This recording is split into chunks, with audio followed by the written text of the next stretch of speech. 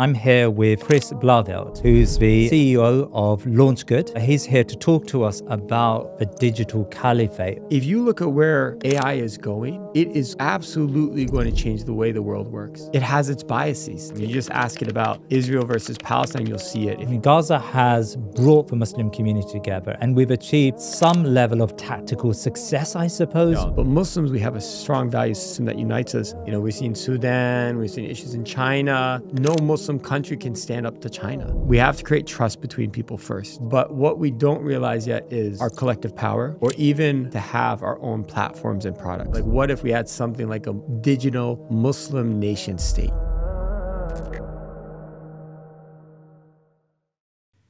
We're at the Kuala Lumpur Prophetic Strategy Summit, and I'm here with Chris Blauvelt, who's the CEO of Lanchgood. And alhamdulillah, he's here to talk to us about the digital caliphate, an alternative economic ecosystem, I suppose, Chris, for the Muslim Ummah. Now, I'm very interested in this subject, Chris, but I would say that I probably know very little about it. So you're going to have to sort of explain what you mean by a digital caliphate or an ecosystem. But maybe firstly, assalamu alaikum wa rahmatullah, and welcome to the Thinking Muslim. Yeah, I'm really happy you finally got to connect. I'm surprised it's in Kuala Lumpur, but that was, I suppose, written for us. That's right. And it's really fortuitous that we've been able to meet, because I think for a long time, I've wanted to talk to you about what you've achieved already, alhamdulillah, with Lanchgood, as well as some of your ideas about how we as a Muslim Ummah can leverage the expertise, the knowledge that we have within our communities to build something a bit better. I mean, let's probably, Chris, start with, Gaza. I mean, Gaza has brought the Muslim community together, and we've achieved some level of tactical success, I suppose, in the last couple of years. But I suppose you would argue, well, let's talk about that tactical success, but also how we can potentially improve and leverage some of what we've done already. So let's, what has been achieved on an economic I know it's so obvious what hasn't been achieved, right? That we haven't been able to stop a genocide. Yeah. We haven't been able to stop a bomb really from dropping. But the silver lining is, look, we got McDonald's to buy back every single franchise in Israel because Muslims were boycotting McDonald's. Right. We got Starbucks to fire their CEO because they lost $11 billion of market cap because Muslims were boycotting Starbucks. And this was, no governments involved. No. And I think that was really eye-opening for me that, we may not be equipped yet to operate effectively at the governmental level. Yeah. But we can exert economic pressures. And a lot of the world does work on that system. Yeah. And that might actually be able to achieve some results for us. Right. That could go beyond Palestine, by the way. Like, inshallah, maybe there are ways we could actually bring an end to this genocide there. But it's not the only place we're having issues. Yeah. We've seen Sudan, we've seen issues in China. And China, how long has the issue with the Uyghurs been happening in China? And no Muslim country can stand up to China. If Malaysia tried to stand up to China, they'd be crushed. Yes. But what if all the Muslims and the Muslim consumers out there started really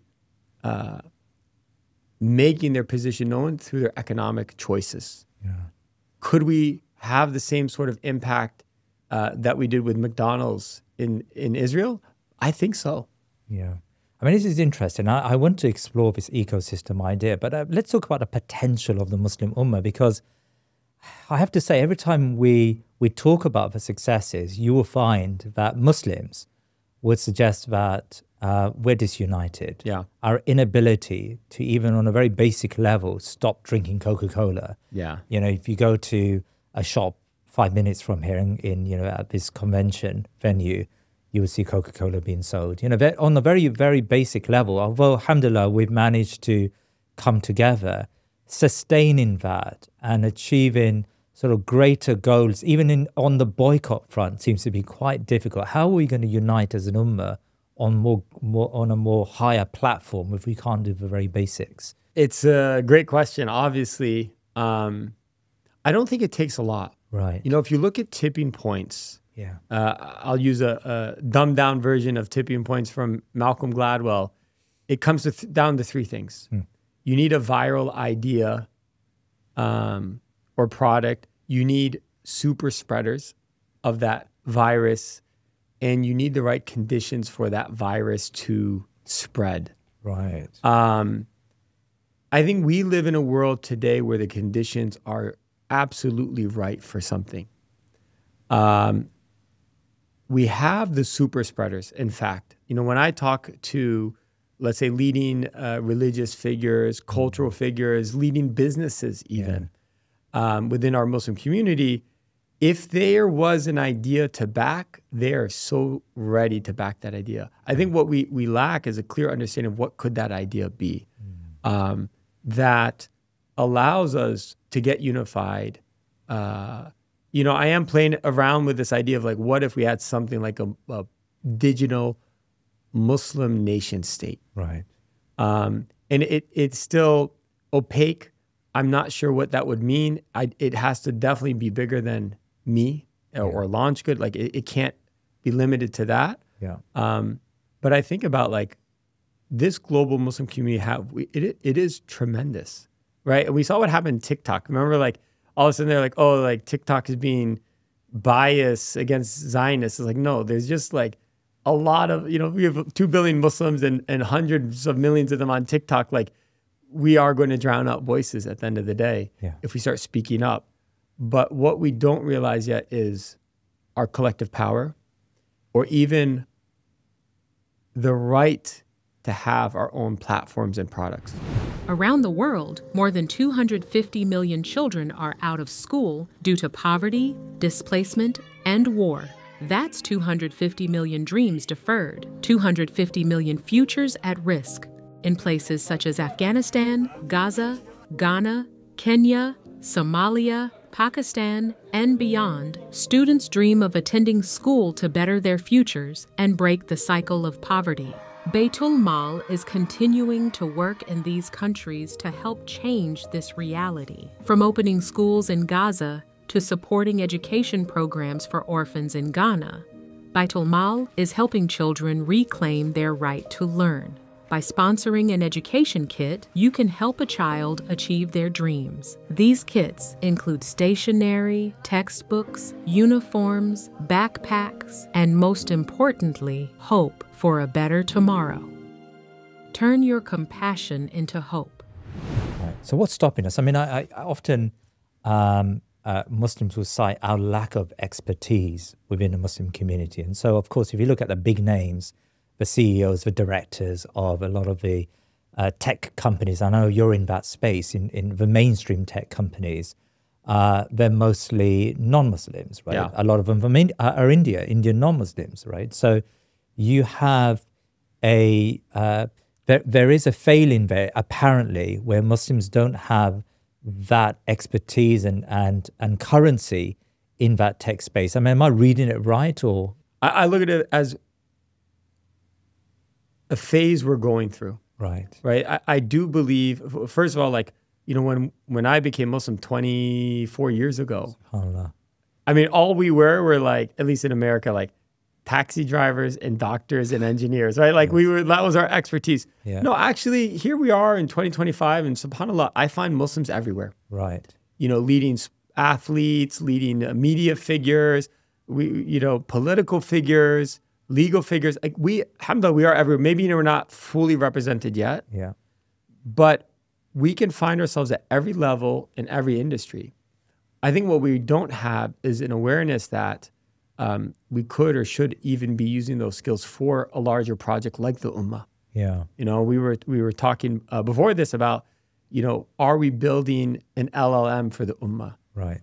If you look at where AI is going, it is absolutely going to change the way the world works. Yeah. So these are large language models. Large language model. Yeah. And our children will they will use AI the way that we use Google, right? And they just will, the ChatGPT told me this, is halal, and you're like, what? ChatGPT, like, how does that know what is halal? We used to joke about Sheikh Google, yes, right? Now we're going to have, like, I don't know what you call it, Mufti. ChatGPT, but it has its biases. And they're very apparent. I mean, you just ask it about, Israel versus Palestine, you'll see it. If you ask DeepSeek, the one in China, about the Uyghur situation, you'll see it very transparently. Yeah.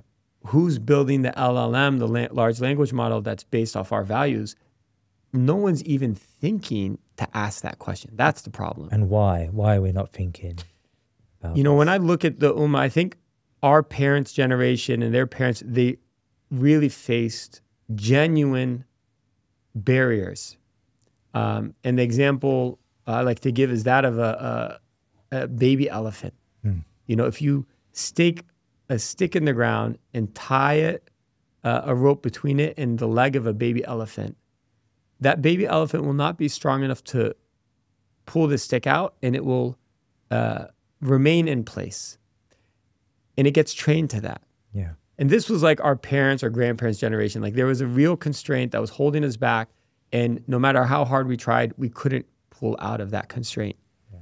But we're not a baby elephant anymore. I'm not going to say we're a full-size elephant, but that baby elephant that's trained that way, even when they become a giant elephant, they still think that they are constrained by that rope. They could easily just yank it out, but they don't. And I think this is the situation of our Ummah today. Like we are bigger than we used to be. We have more capabilities, powers, resources. Yeah. But mentally, we're thinking we're still constrained. We're thinking that, I can't get out of this, or pull this stake out of the ground. Yeah. But it's just not real. I think what's missing is success stories. Right. There's a saying in Arabic, an-najah tulid an-najah, that success begets success. And it's hard to believe that, something could happen until it does. But once it happens, it can happen very fast. And I think the example of Syria is the one that's just most prevalent. A year ago today, I don't think you nor I are Syrian, but a year ago today, all of our Syrian friends, if you said, hey, what are the chances that we'll have next summer you'll be vacationing in Damascus? They would have thought we're crazy. Yes. And yet here we are where all of our friends are going back to Syria now. Yeah. And it's incredible. So let's talk about the potential then of the Muslim Ummah. So I know that you're developing the contours of this idea of digital ecosystem, digital caliphate, I think you controversially called it. What is that potential? Like how far can we go in the absence of a government sponsor? It's a great question. I first started getting interested in this idea just as a tech person in general, and watching this trend in Silicon Valley of people, especially from the cryptocurrency world, saying, hey, if we can have a digital currency, why can't we have a digital citizenry? Right. And it really started picking up steam a few years ago when some white papers came out, and then people decided, you know what, we're going to have a goal by 2050 to have a legally recognized digital nation state. And there's kind of like three pillars to the concept. One is a shared value system. Two is an economic ecosystem that's connected to it. And a third is some sort of mechanism for citizenry and governance. Yeah. The thing is, when I look at, and there are many examples, like I think Pratis is one of them, and there's a number of them out there. When I look at the value system, like what is truly connecting these people? Other than, I hate to say it, but greed. Because you can make a quick buck on crypto. And so if you join that digital nation state that was, became very popular and you were invested in it early, then you would have made a bunch of money. Yeah. And this is... to me, these are very shallow values, and they won't last the test of time. But Muslims, we have a strong value system that unites us today across the world. If we're here in Malaysia, if you talk to Malaysians or Indonesians, anyone in this region about Palestine, their heart bleeds. Even though they could never even visit that land. And that's true whether you go to South Africa or Chile or North America or the UK. Our hearts truly are connected as a global Muslim ecosystem. We're also very rapidly developing economically. I think of the 2 billion Muslims in the world, about 1 billion, half of them live on like $1 a day. Yeah. But, a good 350 million of them are actually very well educated with high earning power. And their kids are going to college, going to university. the economic shift. Like there's a reason why Starbucks lost $11 billion of market cap. That's a serious number. Yeah. So, interested to, I don't have it worked out yet, but one thing I'm just trying to raise awareness of is that we as a global Muslim community do deserve our own platforms and own products. And we have a value system that can really support them as well. How much, how affected are we by, I suppose, the greed that comes from capitalism here? Because, of course, a lot of our young entrepreneurs, they tend to graduate, go into industry, and it's all about, what we're taught from this neoliberal world is that we need to focus on ourselves and focus on our lifestyles and focus on and deregulate. Even if there is an Ummah thing in our mind, the Ummah is very far away, and the Ummah serves our interests. I mean, is there a need for ideational, reconfiguration here when it comes to building the contours of this sort of digital Muslim community? That's actually a really apt observation. The first thing that came to mind was that hadith of Prophet ﷺ said that, in the day, there'll come a day where the nations of the world pick at you like food at a plate. Yeah. And the Sahaba asked, is it because we're few in number? Yeah. And he said, no, you're much in number, but you're like the, foam of the sea. There's no substance to you.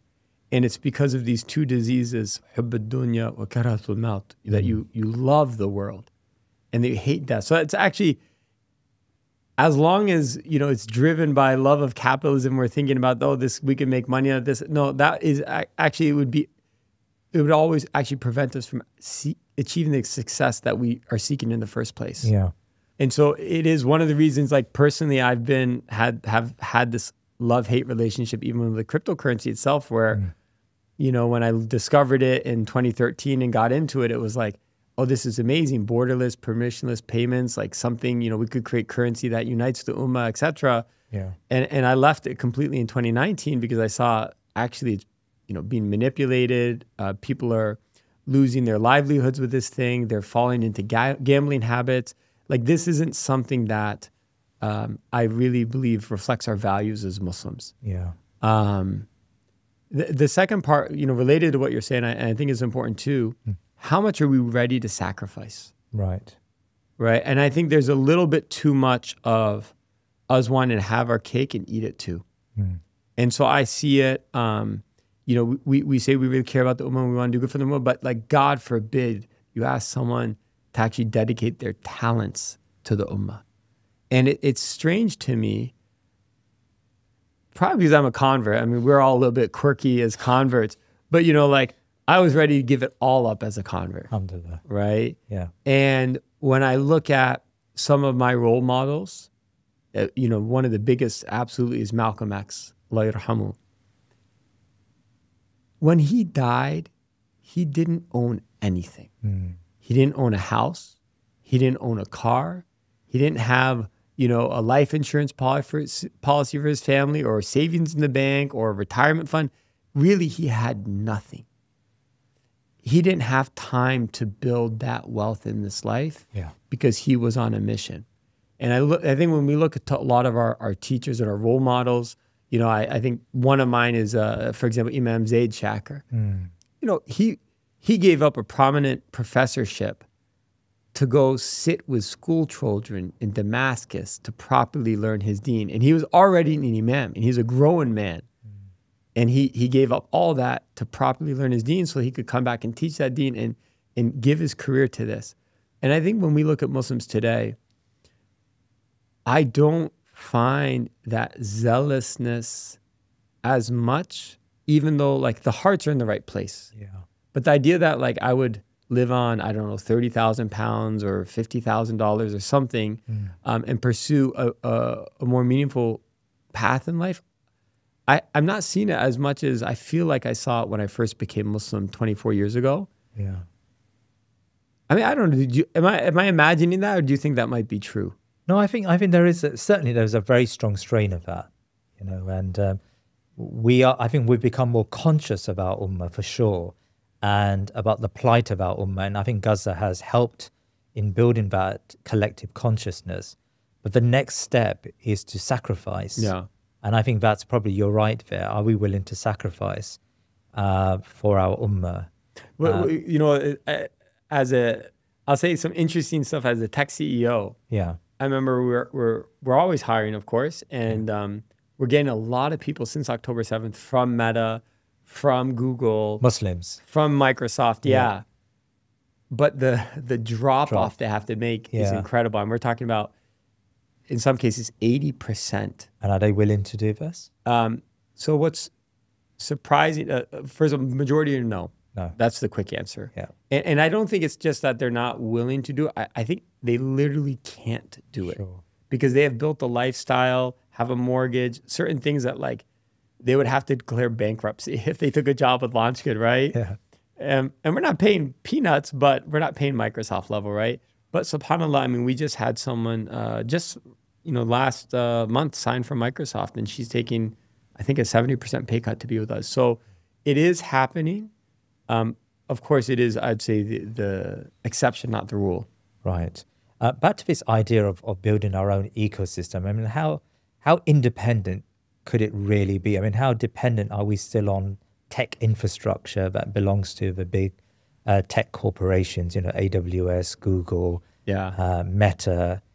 Can we really free ourselves from that universe? Not immediately. Right. Definitely not. I mean, it's interesting. We ourselves are just looking at, like, God forbid, what if AWS wanted to kick us off? Right. And we're trying to right now build our own like alternative servers or get a backup for them. And it's on one level, it feels ridiculous to me that we have to do this. On the other level, it really shows the need for something. And what's interesting about it, I do believe that if we Muslims build according to our values and systems, it's something that the whole world will benefit from. So I look at the space I'm in a lot is payments. Yeah. Muslims face the worst discrimination, I believe, when it comes to payments. It's crazy, right? So to give some numbers to it, about 65% of Muslim businesses and nonprofits in America will have their bank account shut at some point in their life, right? So that means like over 50%, like the majority, right? Like if it never happens to you, you're lucky, right? Versus non-Muslim businesses and charities face that problem about 10% of the time. Yeah. You know, 1 out of 10. And for Muslims, it's like 6 or 7 out of 10.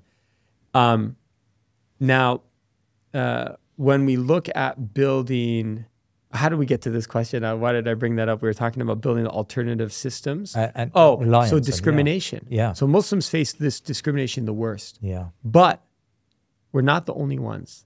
By the way, you know the discrimination in payments, this might be interesting tidbit. It's not that intentional. It's not that there's these bankers and people in payments coming and say, we hate Muslims and we just want to shut them down. Yeah. But they use software that is very built for a white Western audience, and it's not used to Muslim names. So there's a guy literally in Michigan. His name is Ali Khan. Just think about how many Ali Khans you know, okay? Yeah. There's a alleged terrorist in Pakistan named Ali Khan. Yes. Because of that guy, who has no relationship to the guy in Michigan, of course, this Ali Khan in Michigan has had 3 times his business bank accounts shut down. Wow. You know, he's gone to like change his name legally twice now and just didn't have, like he felt too ashamed to change his birth given name. But it's like that bad. And so I was on a call actually with the Department of Treasury and Ali Khan. This is how I even know this story. Is like there was a few of us invited to this call with the Department of Treasury in America. And I don't know if it's an FBI guy or investigator or something, he's like hearing the story, he doesn't believe him. Yeah. So during the call, he looks up Ali Khan's name on his directory. He's like, okay, I do see there's this terrorist in Pakistan, but clearly it's not you. The banks shouldn't be shutting you down. And Ali Khan was like incredulous. He's like, don't tell me that. Like, go tell the banks that. But what's happening, just to give you a sense of what's actually happening, the compliance software these banks use, these payment processors use, say, oh, here's Ali Khan. There could be a terrorist transaction, flag it. So now the bank has to pay someone, a real human being, to spend 2 minutes looking at that and whitelist the transaction. And so what happens is if you have a Muslim client, you have too many false flags, it requires too much intervention, and this client just becomes too expensive to service. And so Muslims face this the worst, but we're not the only ones. Colombians face it, Mexicans face it, people with Russian names face it. So if we can build a payments platform that doesn't discriminate against Muslims, inshallah, it wouldn't discriminate actually against all these groups of people. And that could be something that could benefit the global south. It could benefit actually the majority of the world population. Yeah. And I think I'm saying that from a payments perspective, but that's true for so many different platforms out there, like AWS. Like someone could build alternate to AWS. Someone could build an LLM that is non-discriminatory and non-biased in these political matters like Israel and Palestine, and the whole world will benefit from that. I mean, back to the role of government in all of this. Of course, we know that governments, they subsidize, they nurture research and development within their nation states. And so many of the tech breakthroughs have somewhere down the line come through government interventions, right? And so we have a situation, unfortunately, in the Muslim world that our governments are certainly not aligned with us, with the population on issues like Gaza, or at least if they are, they don't have the ability to really make any meaningful moves in this area.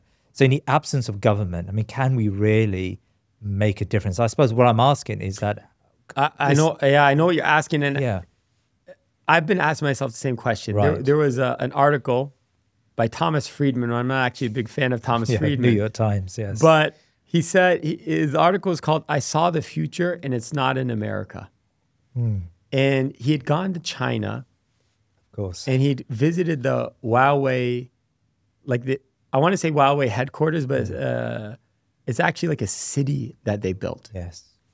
And in this city, it's an R&D city. Like, can you imagine? It's a research development city. Like, literally, they have multiple buildings, residences, everything just for research. Why did they build this city? Yeah. Actually, because the U.S.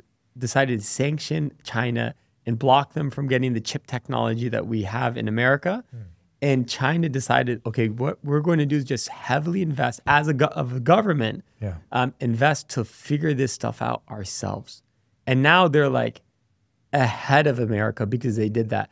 And so when I read that article, I was like, just the same question you asked. I'm like, who's going to be the government, the equivalent of what China did that could fund this for Muslims? Yeah. And I was like, I mean, I'll be honest, I was like, maybe Qatar, maybe, but like, I don't even think Qatar, right? I don't think there is a Muslim country. And that does put us at a disadvantage. But maybe this comes back to the digital nation state. Right. You know, one of the things that these digital nation states talk about is that they would have some sort of, tax that buys you your citizenship in the nation state. Maybe it's $1 a month, for example. But if you had 100 million Muslims in this digital nation state, all putting in $1 a month, you now have an annual budget over $1 billion. And maybe this could now start funding the type of development, companies, research that's needed to really free ourselves from systems outside of our control. So let's talk about, I mean, I think we haven't quite fleshed out. I know in your mind, this is a developing idea, and I think it's really important. And I think Gaza has taught us that we are not using our money wisely, for sure. Okay, but let's flesh out. Imagine we had an ideal world where we could build these platforms and build an alternative ecosystem. And just paint that picture for me. What would it look like in your mind? Selfishly, I wanted to be on your podcast to use this time to think for myself. Like I haven't figured it out, but let's imagine like if we had 100 million Muslims around the world paying, let's say, $1 a month to be part of this digital nation state, which is plausible, right? 100 million is impossible. It seems crazy, but it's also not crazy.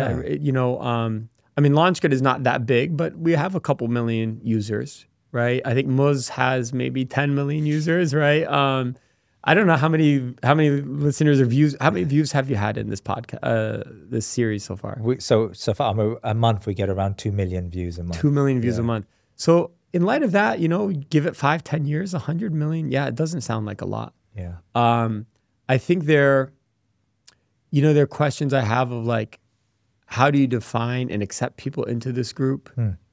How do you make sure you don't just get suboptimal? Like, let's say all of China decided that a bunch of non-Muslim Chinese people want to sign up for this. Like, do they control voting? And, you know, I don't have questions, but I think, let's go back to your original question. Imagine if it was best case scenario, I suppose. What that would mean to me is that you have Muslims in every country in the world subscribe to this thing. They have the real resources available through it. They have a voice in deciding where are those resources invested. So in that case, almost like a true democracy. The community has real economic impact. Yeah. So if a country decided to start taking actions against Muslims or that were, you know, strongly misaligned with our values, this digital nation state could act in unison to really put pressure to drive a real change. Yeah. And I think not just the punishment, not just the stick, but the carrot as well. You know, so I talked about the $11 billion in market cap that Starbucks lost. Imagine if it wasn't just what Starbucks lost, but we were able to create $11 billion of market value for a new company led by somebody who's really a value aligned. And now they are going to become the next Starbucks. That's exciting to me, you know? And I think this could create even a means, and this is, you know, again, I mean, I'm just going in the fully optimistic route. You gave me permission here. Yeah. But could it become a means to start building trust between actual Muslim nation states? You know,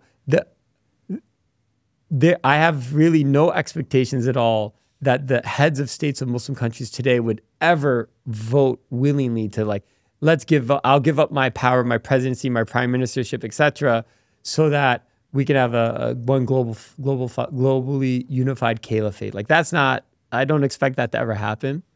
But could you have something where it says, you know what, I want the citizens of my country to be part of this digital nation state because it's creating ties, economic ties between our countries. It's making us stronger. It's the whole is greater than the sum of parts.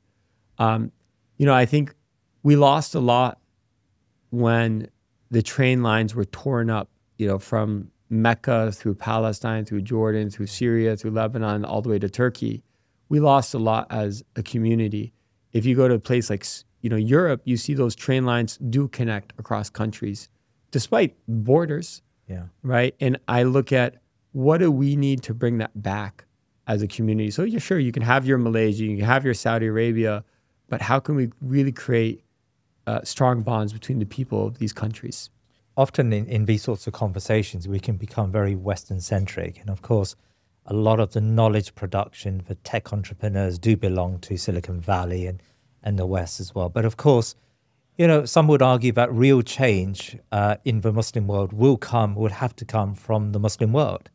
How do you rate like the quality of our thinking, our tech expertise in the Muslim world? Like, you know, you've traveled around, and I struggle to travel to Malaysia, I have to say, but you've traveled around, and I know you go from country to country. I mean, have you made an assessment of the quality of you know, the tech space in the Muslim world?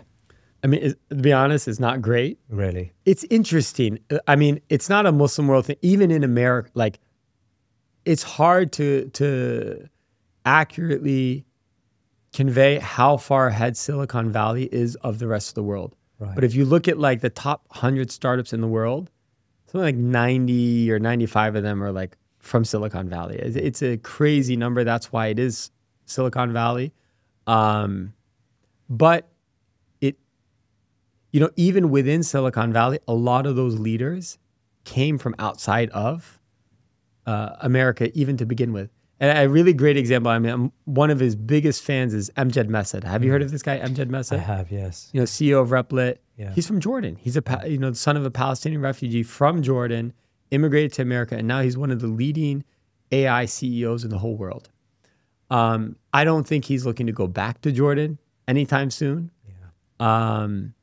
But China is really interesting role model for Muslims because we saw DeepSeek come out of China with a budget that was like 1% of OpenAI, able to get equivalent results. And I think what's happening in China is there's a certain confidence and conviction that they can play at this game and they can win at this game. And that's really missing from the Muslim world at large. But I bring up the example of Uber, like Uber doesn't exist in China anymore because people in China realize like, hey, we're big enough and we deserve our own platforms. We don't have to have Uber. We can use Didi. We can use our own technology. And that's something that's missing from the Ummah right now. Chris, I was speaking to Dr. Tariq Al-Suwaidan just earlier today, and he was pointing out that he sees a tangible, material difference in this new generation to previous generations in terms of their commitment to the global Ummah. And maybe that is true. I mean, have you noticed that? And what advice would you give to a young Muslim who wants to do good for this Ummah, who has been moved by Gaza, who doesn't want to just join the rat race and become a quietist and sell their soul to one of the big corporations? Like how do they maneuver in this space? I mean, definitely it is the case, first of all, and I agreed with Dr. Tariq Suwaidan because, and I do believe a lot of that is facilitated by technology because we can see those stories now. I remember like when I became a Muslim, again, 2001, if I wanted a role model of a convert, for example, or just a Muslim in general that I wanted to be like, it was really limited to the religious scholar field. Like, okay, you got Hamza Yusuf and Zaid Shakir and Siraj Wahaj. And like those are the converts I could see, but I'm not a sheikh, right? I have many friends, mashallah, that went down that path and they studied many years overseas, but like, that's not my strength. Yeah. I'm a strategic thinker. I'm a community leader. I can be a great director or CEO, inshallah, but I'm not going to be your imam leading Taraweeh prayers. And there were no other role models for me at that time. I think we live in a very different world today. We can see a lot of different examples. You want to look for success in any field, you can find really great role models. And because of social media, it's so easy to find them. So maybe not to connect with them, but at least to see them. And now if I am a young person, I'm saying, okay, I see some of these role models. I'm feeling inspired. I want to know what to do. My main advice is actually to travel. Right. And one of the things that I've been very passionate about is bringing Muslims from the East to the West and bringing Muslims from the West to the East. Really? Because I don't think, I want to be careful of the whole Western or white savior complex. Like, hey, we have all the solutions. No, I think you're right that ultimately the solutions for the Muslim Ummah have to come out of the Ummah. But we also have a lot to learn from the West. And it's really powerful. One of the things that you might even, it's weird. It's not like East London is the Muslim world, but sometimes it feels like it. But it certainly is. I've been really pushing for a lot of these Muslims in East London and the tech scene to come out to Silicon Valley in San Francisco. Yeah, we helped host the Muslim Tech Fest last year in San Francisco. And I think it was really eye-opening for a lot of these Muslim tech entrepreneurs from London because they're like, wow, I thought I was ambitious and I came to Silicon Valley and I realized like, I got a 10x it, 100x it. Yeah. And we brought entrepreneurs from Malaysia, we brought entrepreneurs from Singapore, Indonesia, and then they go back home. And I think that is really important, that we get this cross-fertilization going. And it's so much easier now than it was even 10 years ago. Yeah, subhanAllah, I can see that. And I think the Tech Fest is one really good example. And in many ways, Gaza has become an accelerant in getting the Muslim communities around the world together. So I think that's fantastic to see. We have a situation where our Ummah is in a very, very precarious position in the world. And, we have solutions that are being put forward for Gaza and solutions that have been put forward for Sudan and for other places. And alhamdulillah, the tech entrepreneurs like you I know Lanchgood do a fantastic job in channeling good money, zakah and sadaqah to beleaguered Muslims around the world.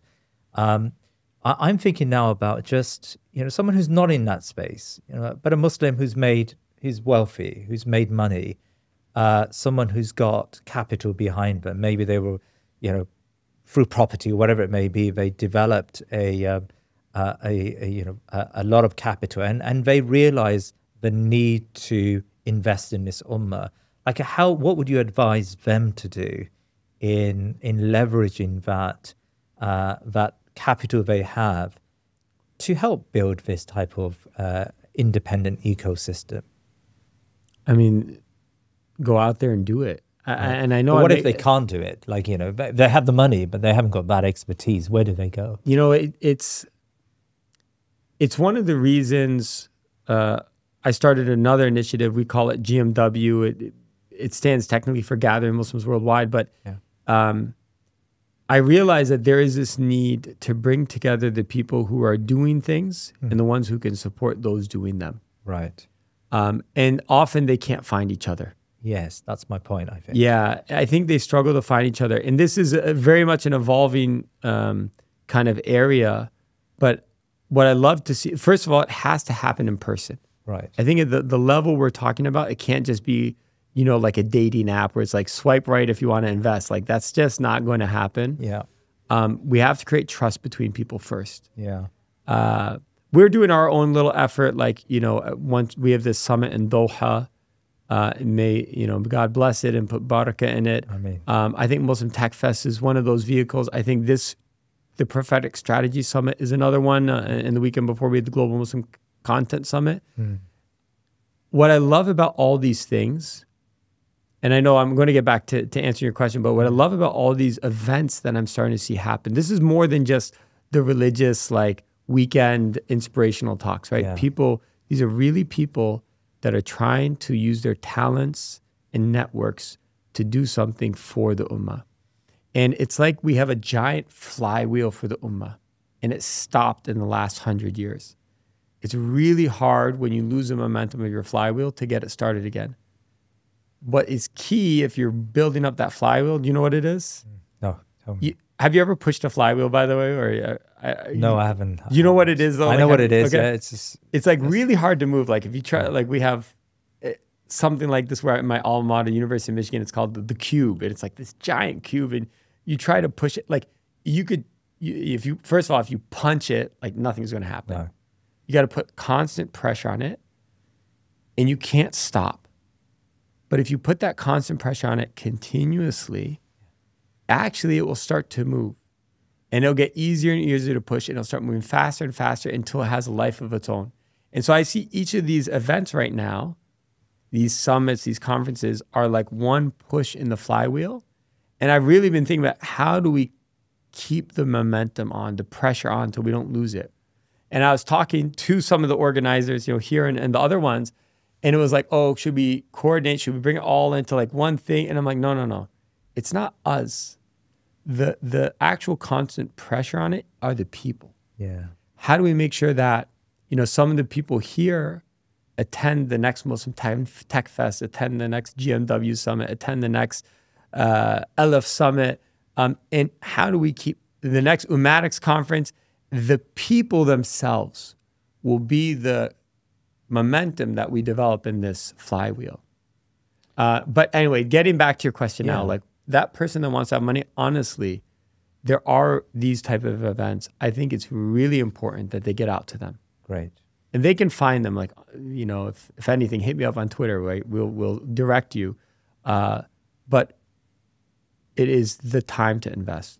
Chris Blauvelt, I think that's been a fascinating conversation. Jazakallah khair. I know you've got to now give a presentation to the summit, so inshallah we'll have to stop there. But Jazakallah khair. Thank you so much for your time. You're welcome. You take comments from people and the YouTube and the Twitter, everything, right? Yeah. Listen, if the people are watching this, if you have an idea, like, I want to see those comments. Fantastic. It is a fresh idea. It's a developing idea. Like I said, I know the context is right for this idea.